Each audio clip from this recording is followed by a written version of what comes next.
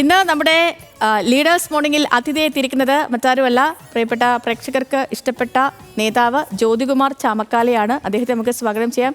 ശ്രീ ജ്യോതികുമാർ ചാമക്കാല, നമസ്കാരം. Good morning. Hello മലയാളത്തിലേക്ക് സ്വാഗതം. നമസ്കാരം. Good morning. ശ്രീ ജ്യോതികുമാർ ചാമക്കാല, പറഞ്ഞതുപോലെ നിലമ്പൂരിൽ പ്രചരണമൊക്കെ അവസാന ലാപ്പിലേക്ക് എത്തി. ഇനിയിപ്പോൾ വിരലിലെണ്ണാവുന്ന ദിവസമേ ഉള്ളൂ. എല്ലാവരും വലിയ പ്രചരണത്തിൽ തന്നെയാണ്. വീടുകളൊക്കെ കയറി ഉള്ള പ്രചരണം, അവസാന വോട്ടുറപ്പിക്കാനുള്ള പ്രചരണം. ഇതിലൊക്കെ നമ്മൾ ഈ ഏത് തിരഞ്ഞെടുപ്പ് വന്നാലും അവസാന സമയത്തേക്കൊക്കെ എത്തുമ്പോഴത്തേനും ഈ വോട്ട് രാഷ്ട്രീയം മാറി മറിയുന്നതൊക്കെ കാണാറുണ്ട്. പ്രത്യേകിച്ച് ഈ മറ്റ് മുന്നണികൾ, വർഗീയ പാർട്ടികളൊക്കെ ഇതിലേക്കൊക്കെ ഇടം പിടിക്കാറുണ്ട് സാധാരണ എല്ലാ തിരഞ്ഞെടുപ്പിലും. നിലമ്പൂരിലും ഇപ്പോൾ ആ കാഴ്ചകൾ കണ്ടുകൊണ്ടിരിക്കുകയാണ്.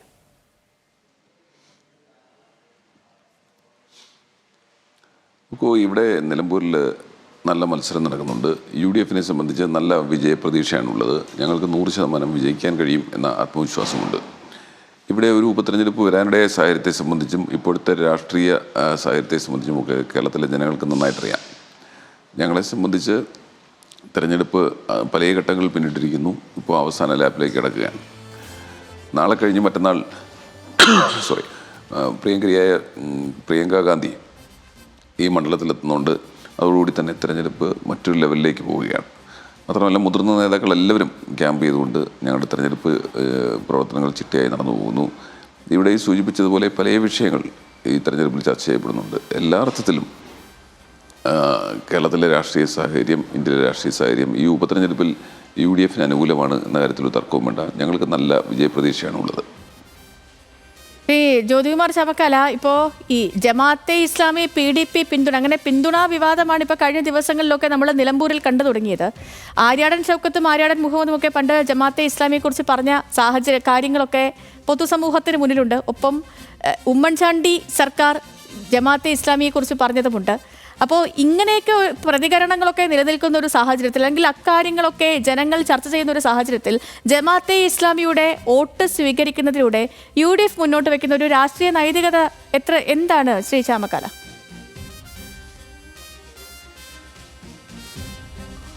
നമുക്ക് UDF സ്ഥാനാർത്ഥിയായി ശ്രീ ആര്യാടൻ ഷൗക്കത്തിനെ തീരുമാനിച്ചു.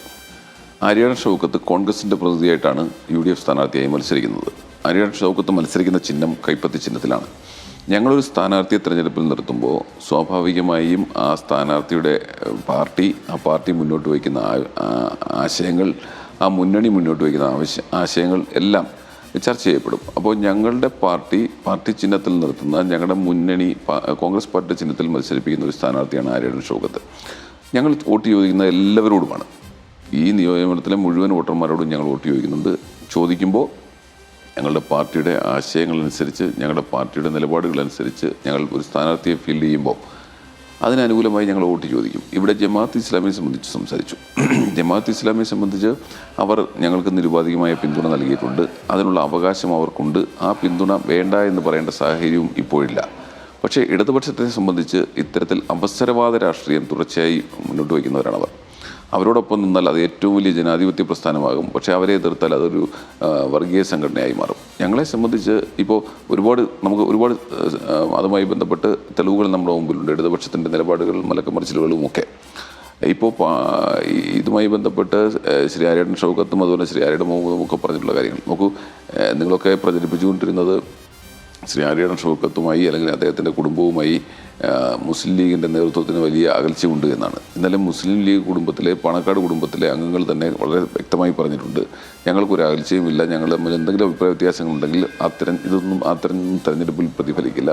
ഞങ്ങൾ എല്ലാ പ്രശ്നങ്ങളും പറഞ്ഞ് പരിഹരിക്കപ്പെട്ടിട്ടുണ്ട്. ഞങ്ങൾ ഒറ്റക്കെട്ടായി UDF വിജയം ഈ കാലഘട്ടത്തിൻ്റെ ആവശ്യമാണ് എന്ന നിലയിൽ ചാമക്കാല, ഭരണഘടനയോട് കൂറില്ലാത്ത സംഘടന എന്നായിരുന്നു 2014 ഉമ്മൻചാണ്ടി സർക്കാർ ഹൈക്കോടതി നൽകിയ സത്യവാങ്മൂലത്തിൽ ജമാഅത്തെ ഇസ്ലാമിയെ കുറിച്ച് പറഞ്ഞത്. ഇപ്പോൾ നോക്കൂ, ഇപ്പോൾ അവർക്ക് ഭരണഘടനയോട് കൂറുള്ളത് കൊണ്ടാണല്ലോ അവരിപ്പോൾ ജനാധിപത്യപരമായി ഇത്തരത്തിൽ തെരഞ്ഞെടുപ്പിൽ മത്സരിക്കുകയും അല്ലെങ്കിൽ തെരഞ്ഞെടുപ്പിൽ അതിൻ്റെ ഭാഗവാക്കാക്കുകയും ഇപ്പോൾ ഞങ്ങൾക്ക് പിന്തുണ നൽകുകയും ചെയ്യുന്നത്. ഈ ജമാഅത്തെ ഇസ്ലാമിയുടെ ഓഫീസുകൾ തോറും കയറി ഇറങ്ങിയിട്ടുള്ളത് ഇടതുപക്ഷം എത്രയോ കാലം കയറി ഇറങ്ങിയിട്ടുണ്ട്. അവർക്ക് അന്നൊരു പരിഭവമില്ലായിരുന്നല്ലോ. അങ്ങോട്ട് പോയി കണ്ടതുമായി ബന്ധപ്പെട്ട് എത്രയോ തെളിവുകൾ ഇന്നലെ പ്രതിപക്ഷ നേതാവ് ഉൾപ്പെടെ മുന്നോട്ട് വെച്ചിട്ടുണ്ട്. ഡൽഹിയിൽ പോയി കണ്ടതും അതുമായി ബന്ധപ്പെട്ട് കഴിഞ്ഞ തെരഞ്ഞെടുപ്പുകളിലൊക്കെ ഉണ്ടായിരുന്ന നിലപാടുകളെ സംബന്ധിച്ചൊക്കെ കഴിഞ്ഞ 1-2 തെരഞ്ഞെടുപ്പുകളായി അവർ ഞങ്ങൾക്ക് അനുകൂലമായ നിലപാടെടുത്തിട്ടുണ്ട്. അപ്പോൾ ഞാനത് തുടക്കത്തിൽ പറഞ്ഞു, ഞങ്ങളുടെ അടിസ്ഥാനപരമായ ഞങ്ങളുടെ ആശയങ്ങളെ ഉൾക്കൊള്ളാൻ കഴിയുന്ന ഒരു പ്രസ്ഥാനമായി ജമാഅത്തെ ഇസ്ലാമി മാറിയതുകൊണ്ടാണല്ലോ അവരിപ്പോൾ ഞങ്ങൾക്ക് പിന്തുണ നൽകുന്നത്. അപ്പോൾ ഒരു പ്രസ്ഥാനം അവരുടെ ആശയങ്ങൾ നിലവിലുള്ള രാഷ്ട്രീയ സാഹചര്യത്തിൽ എത്രത്തോളം പൊരുത്തപ്പെട്ട് പോകാൻ കഴിയുന്ന മുന്നണിയാണോ ആ മുന്നണിയോടൊപ്പം അല്ലേ നിൽക്കുന്നത്. സ്വാഭാവികമായും ജമാഅത്തെ ഇസ്ലാമി ഇപ്പോൾ നിലമ്പൂർ ഉപതെരഞ്ഞെടുപ്പിൽ മാത്രമല്ലോ, കഴിഞ്ഞ കുറേ തെരഞ്ഞെടുപ്പുകളിലായി, ഏറ്റവും അവസാനത്തെ കുറേ തെരഞ്ഞെടുപ്പുകളിലായി UDF അനുകൂലമായി നിലപാടെടുക്കുന്നുണ്ട്. നല്ല കാര്യമാണ്. അവരെ സംബന്ധിച്ച് അവർ UDF അനുകൂലമായി നിലപാടെടുക്കുമ്പോൾ ജനാധിപത്യ ചേരിയുടെ ഭാഗമാകുമ്പോൾ നമ്മൾ അവരെ തിരുത്തിയൊക്കെ വരുമ്പോൾ നമ്മളവരെ സ്വീകരിക്കാനല്ലേ തയ്യാറുണ്ട്. അല്ല അതിനപ്പുറത്തേക്ക് അവരെ പറഞ്ഞുവിടാനല്ലോ ശ്രമിക്കുന്നത്. ജനാധിപത്യ ചേരികൾ സുരക്ഷിതരായിരിക്കുക, അതിനപ്പുറത്തേക്ക് അത് ശക്തിപ്പെടുക എന്നുള്ളത് തന്നെയാണ് ജനാധിപത്യത്തിൽ ഏറ്റവും അഭികാമ്യമായിട്ടുള്ളത്. അതിൻ്റെ ഭാഗമായി ഇത്തരത്തിലെടുക്കുന്ന നിലപാടുകളെ നമ്മൾ അങ്ങേയറ്റം സ്വാഗതം ചെയ്യുക തന്നെയാണ് വേണ്ടത്. ശ്രീ ജ്യോതികുമാർ ചാമക്കാല, ഇപ്പോൾ നിലമ്പൂരിൽ വെൽഫെയർ പാർട്ടിക്ക് 3000 മുതൽ 5000 വോട്ട് വരെ ഉണ്ടെന്ന് പറയുന്നു. PDPക്ക് 2000 വോട്ട് വരെ ഉണ്ടെന്നും പറയപ്പെടുന്നു. കൃത്യമായ കണക്കുകളില്ല. ഈ രണ്ടു പേർക്കും അവിടെ എന്തെങ്കിലുമൊക്കെ ഒരു ചലനം സൃഷ്ടിക്കാൻ കഴിയുമോ എന്ന കാര്യത്തിലൊക്കെ സംശയമാണ്. ഇപ്പോൾ രണ്ടുപേരും UDFും തങ്ങളുടെ ഭാഗത്താണ് ശരി, PDPയെ കുറ്റം പറയുന്നു. തിരികെയാണെങ്കിലും ഈ ഇടതു മുന്നണിയാവട്ടെ അവരാണെങ്കിലും നമ്മുടെ ഭാഗത്താണ് ശരി, UDFിനെ കുറ്റം പറയുന്നുണ്ട്. പരസ്പരം അന്യോന്യം ഇങ്ങനെ പഴി ചാരുമ്പോൾ ഇത് കണ്ടു നിൽക്കുന്നവർക്ക്, നിലമ്പൂരുകാർക്ക് ഇക്കാര്യങ്ങളൊക്കെ വിചിത്രമായി തോന്നും എന്നൊരു തോന്നൽ UDF ക്യാമ്പിലുണ്ടോ? ഒരിക്കലുമില്ല.